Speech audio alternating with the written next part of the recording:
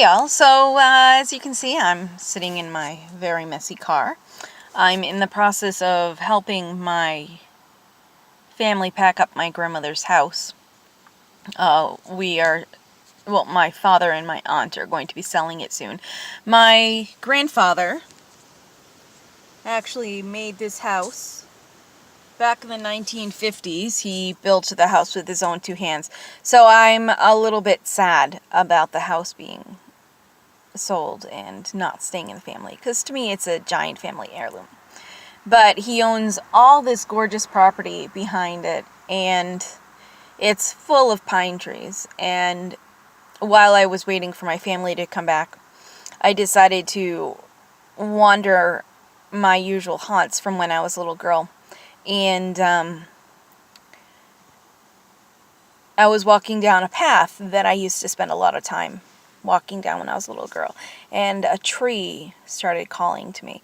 And for those of you who aren't witches or Wiccan or hedge witches, who probably think this is crazy, I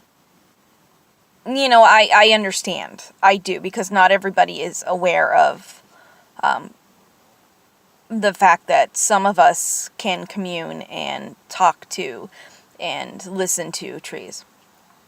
So a giant old pine tree started calling to me, and it was saying, what's going on? What's going on? Why?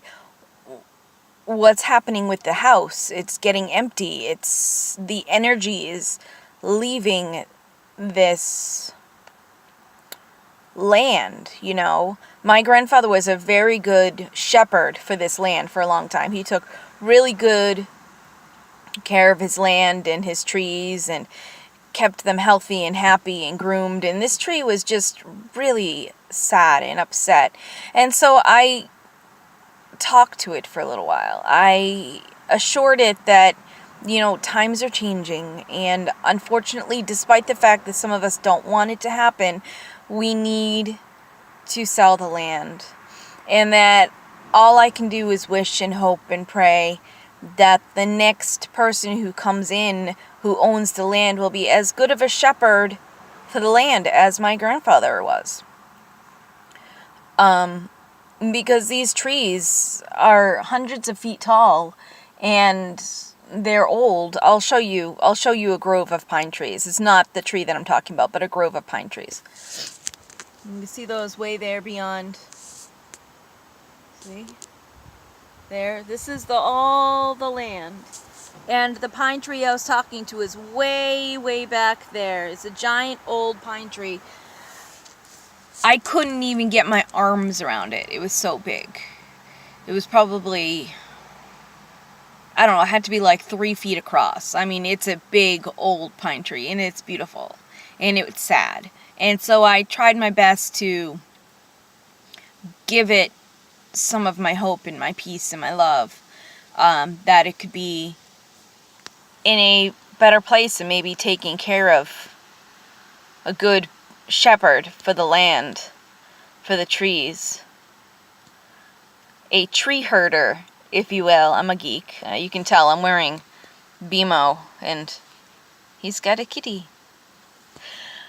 But so I just wanted to share with you what I did, and how the land is so important to me. I am what's called a green witch. I am a hedge witch. I try to speak to the land, and I've been talking to trees since I was a little girl. I didn't realize that I was different, in that it was odd for people to talk to trees, until I was probably about 10 and went to Girl Scouts and was talking to trees.